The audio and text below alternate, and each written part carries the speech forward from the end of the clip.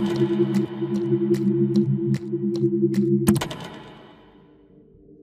अक्टूबर 2012 मुंबई की रहने वाली सनम हसन आज बहुत ही ज़्यादा खुश थी क्योंकि आज उसका 19वां बर्थडे था और उसका बर्थडे सेलिब्रेट करने के लिए उसके मम्मी पापा मुंबई से पुणे आ रहे थे। लेकिन वो इस बात से बिल्कुल बेखबर थी कि आज उसका ये बर्थडे उसका आखिरी बर्थडे होने वाला है। अराउंड 10 बजे वो अपनी फैमिली के साथ केक कटिंग करती है एंड देन अपनी मम्मी से बात करती है कि आज उसके दोस्तों ने उसके लिए एक सरप्राइज बर्थडे पार्टी प्लान की है और वो उस पार्टी में जाना चाहती है। उसकी मम्मी को इस बात से कोई भी ऐतराज नहीं होता है और वो उसे परमिशन दे देती है। 3 अक्टूबर 2012 सुबह 8:30 बजे सनम की मां के पास एक फोन कॉल आता है जिसमें सामने वाला इंसान घबराती हुई आवाज में ये बताता है कि आपकी बेटी सनम की तबीयत बहुत ही ज्यादा खराब हो गई है, आप जितनी जल्दी हो सके अस्पताल आ जाइए। और जब उसकी मां अस्पताल पहुंचती है तो उन्हें पता चलता है कि उसकी बेटी की मौत हो चुकी है। इसके बाद जब उसकी बॉडी की पोस्टमार्टम की जाती है तो ये पता चलता है कि उसने मरने से पहले काफी ज्यादा मात्रा में शराब पी थी और उसके बॉडी के प्राइवेट पार्ट में से सीमेंट के ट्रेसेस भी मिलते हैं। दैट मीन्स कि मरने से पहले वो या तो किसी के साथ सेक्सुअली इन्वॉल्व हुई थी या फिर उसका रेप हुआ था। लेकिन इन सब में सबसे ज्यादा हैरान करने वाली बात ये थी कि उसकी बॉडी में जो दिल धड़क रहा था वो उसका नहीं बल्कि किसी आदमी का था। लेकिन ऐसा कैसे पॉसिबल हो सकता है? इसके बाद पुलिस वाले सबसे पहले उस रात जितने भी लोग उस पार्टी में मौजूद थे उन सब के सीमन के सैंपल को लेते हैं, लेकिन किसी का भी सैंपल उस लड़की के बॉडी में मिले सैंपल से मैच नहीं कर रहा था। अब यहाँ पर पुलिस वालों के सामने कई सारे सवाल थे, जैसे कि सनम हसन की नेचुरल डेथ हुई थी या फिर उसे मारा गया था। दूसरा, उस रात उसके साथ वो आदमी कौन था जिसके सीमन के ट्रेसेस उसके बॉडी के प्राइवेट पार्ट में से मिले थे। तीसरा, उसके सीने में जिस आदमी का दिल धड़क रहा था वो आदमी कौन था। लेकिन इन सारे सवालों के अलावा एक सवाल ये भी है कि आखिर ऐसा क्या हो गया कि सनम हसन की डेड बॉडी को उसकी मौत से ठीक 4 साल बाद 6 अगस्त 2016 को कब्र से खोद कर बाहर निकालना पड़ा। Hello friends, my name is Sachin and welcome back to another case study with me. Without wasting any time, let's dive in the case of Sanam Hasan.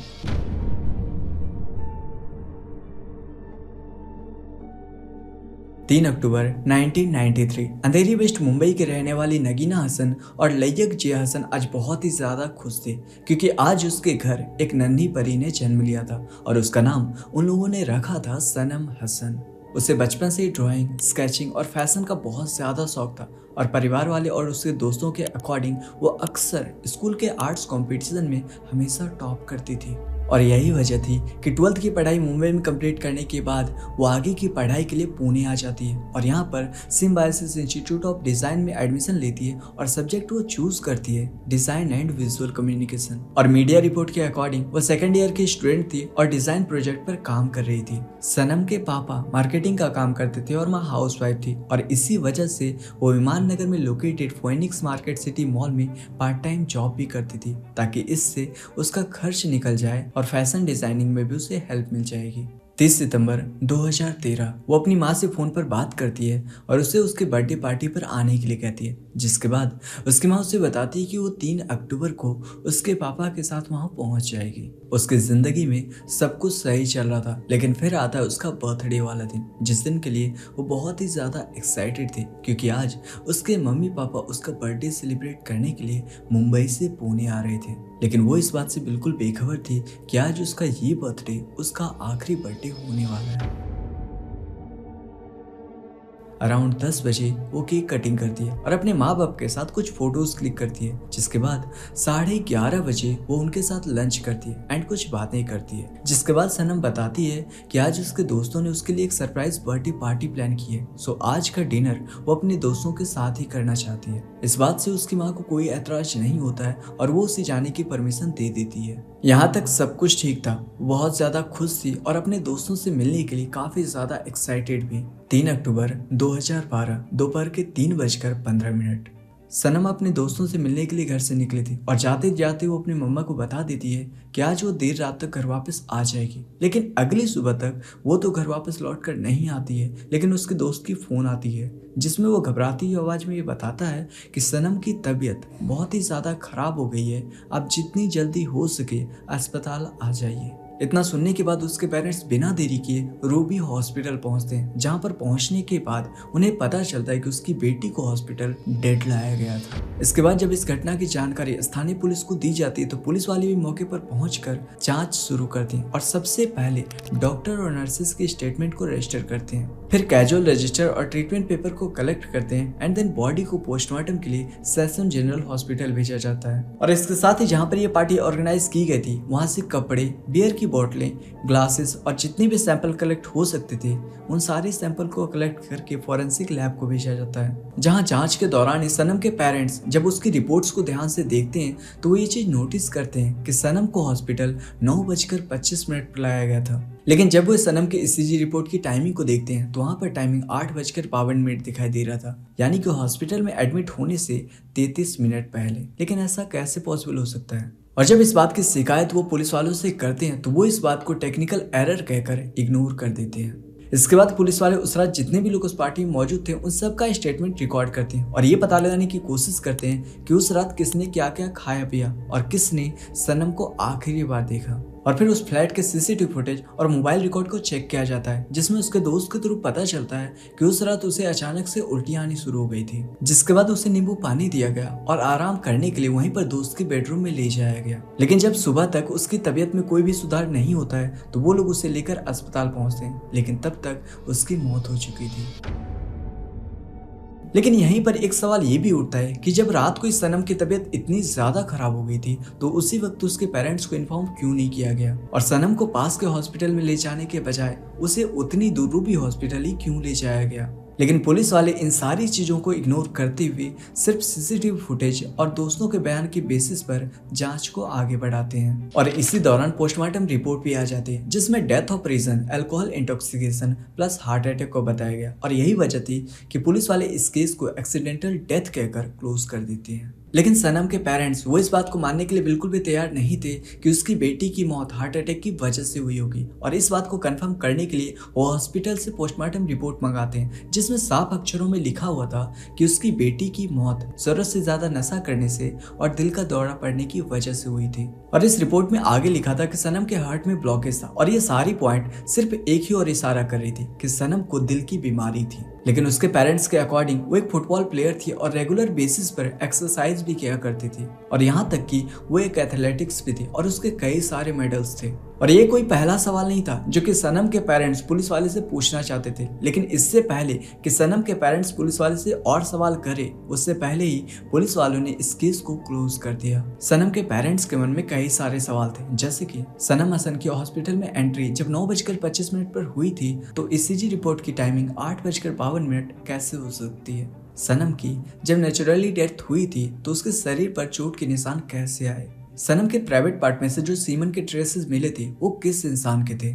और इन सब के अलावा सनम के पेरेंट्स ये चीज नोटिस करते हैं कि ससून हॉस्पिटल की रिपोर्ट आने में काफी ज्यादा डिले हो रहा है, जिसके बाद सनम के पेरेंट्स महाराष्ट्र होम मिनिस्टर को एक 20 पन्ने का डिटेल हैंड रिटन रिप्रेजेंटेशन भेजते हैं, जिसमें वो पुलिस के द्वारा की गई हर गलती का जिक्र करते हैं और उनसे ये रिक्वेस्ट करते हैं कि इस केस को जितनी जल्दी हो सके सीआईडी को हैंडओवर कर दिया जाए। जिसके बाद उस स्टेट के होम मिनिस्टर आर पाटिल ने इस केस को नवंबर 2012 में सीआईडी को हैंडओवर कर दिया। सीआईडी ने इस केस को हाथ में लेने के बाद सबसे पहले पुणे पुलिस से पूरी case diary, medical report, chain of custody of evidence मंगाते ताकि इस केस को सॉल्व करने में हेल्प मिल सके। इसके बाद Ruby hall clinic, Sassoon hospital और फॉरेंसिक लैब से ओरिजिनल लैब रिपोर्ट और डॉक्टर के स्टेटमेंट मंगवाते हैं और इन सब के अलावा सनम के माता पिता और उसके दोस्तों के स्टेटमेंट दोबारा से रिकॉर्ड करते हैं। और जब सीआईडी ने इन सारे डॉक्यूमेंट्स को लाइन बाय लाइन चेक किया तो कई सारे मिसमैचेस निकलते हैं। सबसे पहला ईसीजी रिपोर्ट और एंट्री टाइम का डिफरेंस, जहां पर ईसीजी रिपोर्ट का टाइम 8:52 शो कर रहा था और वहीं पर entry time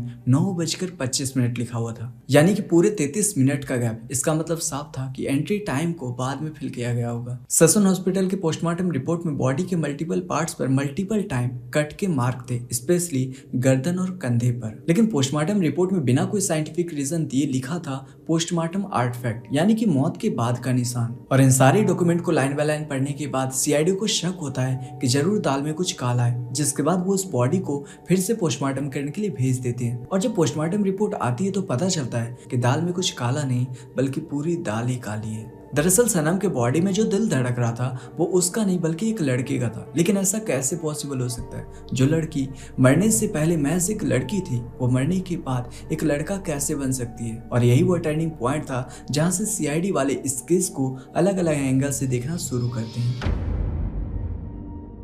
Ruby hall clinic, जहां पर सनम को फर्स्ट टाइम इलाज के लिए ले जाया गया था, और सैसोन हॉस्पिटल, जहां पर सनम की बॉडी की पोस्टमार्टम की गई थी, और दोनों की रिपोर्ट अलग अलग दावे कर रही थी। रूबी हॉल क्लिनिक की डिस्चार्ज नोट ये क्लेम करती है कि उसे उस वक्त हॉस्पिटल लाया गया था जब वो मर चुकी थी, और वहीं पर सैसोन हॉस्पिटल ये क्लेम करता है कि उसे उस वक्त हॉस्पिटल लाया गया था जब वो जिंदा थी, लेकिन इलाज के दौरान उसकी मौत हो गई थी। अब जब यहाँ पर सीआईडी को इस केस को लेकर कोई भी ठोस सबूत नहीं मिलता है, तो वो सनम के बॉडी पार्ट्स को फिर से टेस्टिंग करने के लिए एफएसएल मुंबई भेजते हैं। लेकिन यहाँ की लैब की रिपोर्ट और भी ज्यादा निराशाजनक थी, जिसमें डीएनए प्रोफाइलिंग के दौरान लैब ये लिखता है, the heart tissue sample appears to be of a male origin. इसका मतलब था कि सनम की बॉडी में जो हर्ट मिला था वो उसका नहीं बल्कि किसी आदमी का था, क्योंकि उसका डीएनए सैंपल उसके माँ बाप के डीएनए सैंपल से मैच नहीं कर रहा था। और इसके साथ ही ये भी लिखा गया था कि बाकी के सैंपल्स जैसे कि blood, liver, stomach content degraded है। अब यहाँ पर सीआईडी के लिए सबसे ज्यादा शॉकिंग पॉइंट था, क्योंकि सैंपल पुराने या फिर गलत तरीके से प्रिजर्व होने की वजह से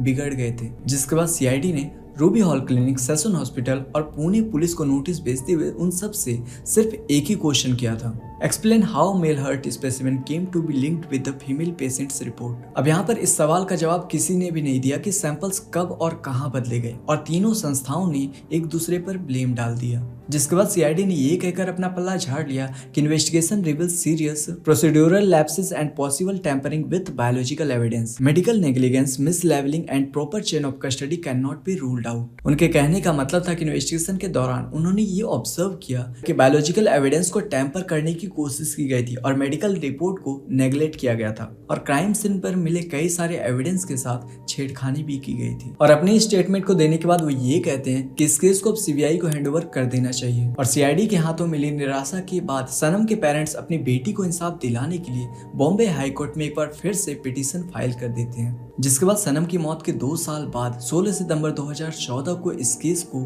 सीबीआई को ट्रांसफर कर दिया जाता है। सीबीआई ने इस केस को अपने हाथ में लेने के बाद सबसे पहले सीआईडी, सैसोन हॉस्पिटल और पुणे पुलिस की रिपोर्ट के अलावा सील्ड बोटल्स और फॉरेंसिक लैब की रिपोर्ट को मंगवाते हैं और जांच शुरू करते हैं। जहां पर सीबीआई का सैसोन हॉस्पिटल में काम कर रहे फॉरेंसिक डॉक्टर्स, पैथोलॉजिस्ट और अटेंडेंट से सिर्फ एक ही सवाल था कि पोस्टमार्टम रिपोर्ट में इतनी बड़ी गलती कैसे हो गई। तो कुछ डॉक्टरों ने ये कहा कि शायद लेवलिंग या सैंपल मिक्सर हुआ होगा। इसके बाद सीबीआई ने उस रात जितने भी लोग उस पार्टी में मौजूद थे उन सबको फिर से पूछताछ के लिए बुलाते हैं और सबकी mobile records, WhatsApp chat, CCTV footage और होटल बुकिंग वगैरह चेक करते हैं। लेकिन उसमें से किसी व्यक्ति के ऊपर ना तो कोई क्रिमिनल रिकॉर्ड मिलता है और ना ही किसी के ऊपर शक जाता है। और जब फॉरेंसिक रिपोर्ट की जांच की जाती है तो सैसोन हॉस्पिटल और कलिना एफएसएल दोनों की रिपोर्ट में अलग अलग बातें लिखी थी, जिसमें सैसोन हॉस्पिटल का कहना था कि सनम की मौत ज्यादा शराब पीने की वजह से दिल का दौरा पड़ने की वजह से हुई है, और वहीं पर कलिना एफएसएल की रिपोर्ट के मुताबिक उसने बहुत कम मात्रा में शराब पी थी, लेकिन उसके शरीर में जो दिल था